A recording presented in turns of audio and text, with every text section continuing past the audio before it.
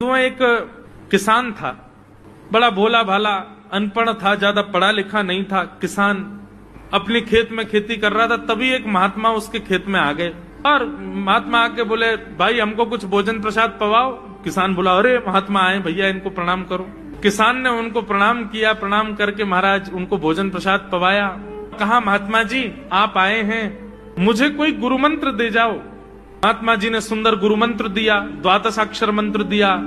बोले ये तो बहुत कठिन है, इतना कठिन नहीं, सरल सा दो। अष्टाक्षर मंत्र दे दिया।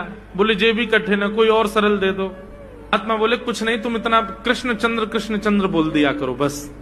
कृष्ण चंद्र बोले हाँ, इसी का नाम यही तुम्हारा गुरु मंत्र है।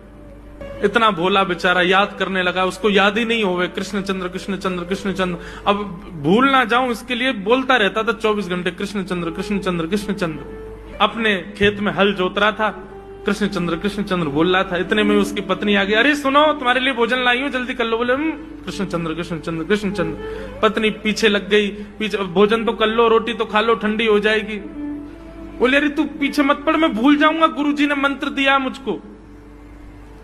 पत्नी बोली, अच्छा एक काम करो, आप भोजन कर आओ, तब तक आपके नाम को मैं रट लेती हूँ, मैं उसको संभाल लूंगी, पर जैसे आप आओगे फिर आपको सुना दूंगी, आप कर लेना। वो ठीक है। बोले क्या बोलना? बोले कृष्ण चंद्र।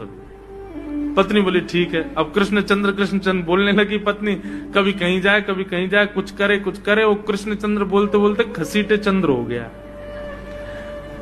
लौट करके अपने पति के पास, पति बोल, हाँ वो मैं भोजन कर लिया, जल्दी गुरु मंत्र सुना दे मुझको, क्या था मैं तो भूल गया। बोले घसीटे चंद्र।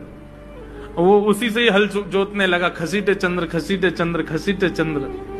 आकाश में वैकुंठ में बैठे हुए वैकुंठनाथ भगवान प्रसन्न हो गए और प्रसन्न होकर के बोले, लक्ष्मी जी हम जा रहे हैं। बोले कहां? बोले एक किसान का उद्धार करने जा रहे हैं, उसको वैकुंठ लेके आएंगे।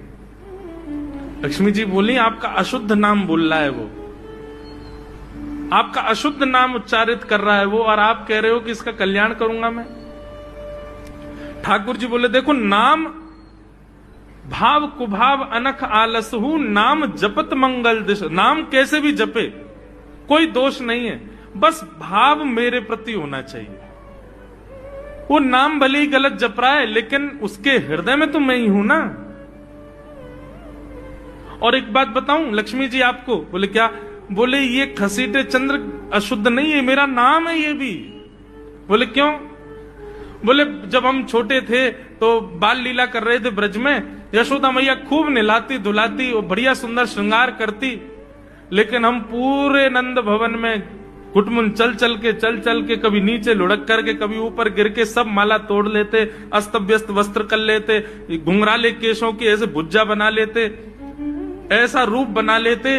यशोदा मैया बोली, आओ मेरे घसीटे चंद्र, सुबह कृष्ण चंद्र बना के भेजती हूँ, घसीटा चंद्र बन के आता है शाम को। तो बोले तब यशोदा मैया ने हमारा नाम रखो घसीटे चंद्र, तो इसलिए शुद्ध नाम है। तो ठाकुर जी के बहुत सारे नाम हो गए, कनुआ, गोपाल, गोविंद, माधव, कन्हैया। यशोदा जी का प्रिय नाम है कन्हैया। मैया लाल जी को इसी नाम से पुकारती है। ठाकुर जी अब धीरे धीरे 3.5 वर्ष के हो गए, और जैसे ही 3.5 वर्ष के भय महाराज, मानो जैसे उनके शरीर में स्प्रिंग एक्टिवेट हो गई हो। इतना ऊधम मचाते हैं, इतना ऊधम मचाते हैं, पूरी गोकुल की नाक में दम कर रखा ठाकुर जी ने। यशोदा मैया ने लाल जी को नूपुर पहना रखे। सवेरे जैसे ही ठाकुर जी उठते हैं, नूपुरों की आवाज आती है तो यशोदा मैया तुरंत रसोई घर से दौड़ के जाती है लाला के पास। लेकिन ठाकुर जी इतने चतुर हैं, यमुना तट पर जाते हैं और नूपुरों में बालू भर लाते हैं कि कल नूपुर आवाज नहीं करेंगे, सुबह उठ के हम घर से भाग जाएंगे कहीं और, मैया को पता ही ना चलेगी। ऐसा उधम मचा में अब ठाकुर जी वो लीला कर रहे हैं जिस लीला पर देवताओं को भी विश्वास नहीं हो रहा है। ऐसी लीला ठाकुर जी कर रहे हैं कि किसी को भरोसा ही नहीं हो रहा कि जगत नियंता जगदाधार ये कर सकता है। बोले ठाकुर जी क्या करते हैं? बोले ये मत पूछो क्या करते हैं, यूं कह रहे हैं क्या नहीं करते। जो माता पिता अपने बालकों को बहुत ऊधमी समझते हैं, बहुत बड़ी कृपा है ठाकुर जी की कि आपके घर ठाकुर जी जैसे उद्यमी बालक नहीं है। ऊधमों के सिरमौर हैं ठाकुर जी। कैसा उधम मचाते हैं? नहा धो करके ठाकुर जी सवेरे तैयार होते हैं, सबसे पहले गैयाओं के पास जाते हैं। मैया कहवे लाला नहा धो के सबसे पहले गैयान को प्रणाम करवे जा, गैयान को स्पर्श कर फिर कछु करियो। ठाकुर जी गैयाओं को प्रणाम करने जाते हैं। जैसे ही देखते हैं कि कोई गैया बैठी है, सो ठाकुर जी कहें अरे अरे मैया या गैया को आलस आ गयो, या को आलस दूर कर दूं। सो बैठी हुई गैया के ठाकुर जी सींग पकड़ लेते हैं और सींग पकड़ करके अपनी ओर खींचते हैं। दूसरी तरफ से सींग बलराम जी पकड़ लेते हैं। अब ऐसे सींग पकड़ करके ऐसे ऐसे गैया के सींग हिलाते हैं। अब बैठी रहती गैया थोड़ी देर तो कोई बात नहीं, जैसे जोर जोर से हिलाना प्रारंभ करते हैं सोई गैया खड़ी हो जाती है। और जैसे गैया खड़ी होती ठाकुर जी लटक जाते हैं सींगों से। अब ठाकुर जी को तो बढ़िया झूला बन गया, गैया की सींगन पर झूल रहे हैं। थोड़ी देर तो गैया इधर से उधर ठाकुर जी को झुलाती रहती है, लेकिन थोड़ी देर बाद जैसे ही ठाकुर जी की पकड़ कमजोर होती है, गैया को पता चल जाए कि अब लाला गिरवे वार होए। सो गैया भी इतनी चतुर कि वो गोबर में ही जाके खड़ी हो गए। ठाकुर जी के ने आगे को चल, मैं गोबर में है जाऊंगा। गैया के ना अब तो मैं यही खड़ी रहूंगी, तुम गोबर में ही गिरो। और सोई ठाकुर जी को हाथ छूट जा, मैया मैया बचाइयो, देख जे गैया मुंह को गोबर में फेंक रही है। अब मैया जब तक बचावे आवे तब तक तो लाल जी के हाथ छूट जाएं और ठाकुर जी गले गले तक गोबर के ढेर में जाके गिर जाएं। पर यशोदा मैया निकाले, कितनों सजाए लो, कितनों ए लाला तू वैसे ही कारो, ऊपर से मैं तो को बढ़िया सुंदर बना के रखूं, लेकिन तू घूम फिर गया गोबर में ही आके चौं खेले। मोकू तो लगे तू पूर्व जन्म को सूकर दीख है। ठाकुर जी मन मन मुस्कुरा रहे, हाँ मैया जे बरा भगवान को अवतार भयो ना, जाने पृथ्वी की रक्षा करी हिरण्याक्ष से।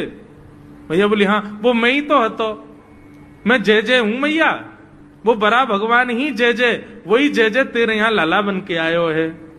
यशोदा मैया के बातन ने मत बनाए कर, नेक नेक बड़ो है क्यों बोलो सीखो, ऐसी बात बनावे, जय जय बोले अपने आप पे, नावे धोवे है ना है, मोह पहुंचे ना है, मैं जय जय हूं।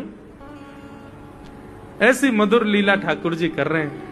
आकाश में 33 कोटि देवता ये लीला देख करके अपने नेत्रों पर विश्वास नहीं कर रहे।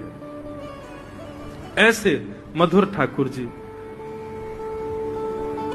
एक दिन नंद भवन में गैया ब्याह गई। जैसे ही गैया ब्याई, ठाकुर जी जैसे ही गैया ब्याती है तो ठाकुर जी वहीं खड़े हो जाते हैं।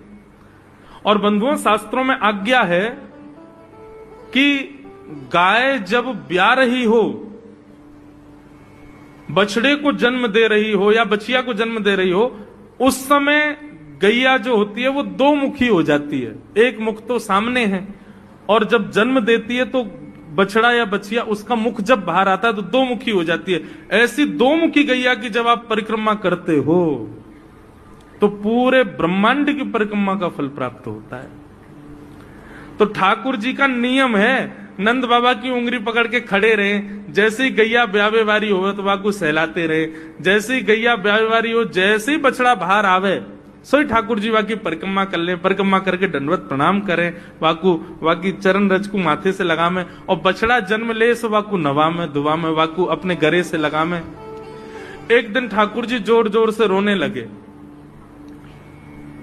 बछड़ा जैसे ही जन्म लियो बछड़ा ने, ठाकुर जी रोने लगे।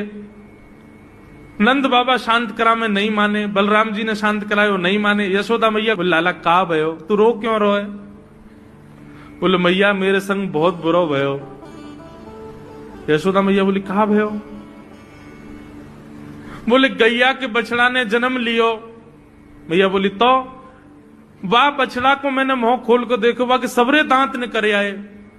मेरे जन्म को 3 साल है गए, अभी तक 4 ही दांत निकरे मैया, वो टूट जाए, रो रहे हैं अपने दांतन को, मेरे दांत चौना निकल रहे सबरे। बाप बछड़ा के जन्म लेते सबरे दांत आ गए, मेरे दांत चौने ही आ रहे हैं। यशोदा मैया ऐसी मधुर बात सुनकर के झूठी झूठी कहती, मैया कहती लाला तू दूध ना पीवे ना, पूरे दिन मक्खन खावे, मक्खन चीकनो होवे, दांत निकले चिकनो है कि सुई पेट में चलो जाए, तो दूध पिए कर। चोटी पकड़ के रोते मैया मेरी चोटी चौना भर रही।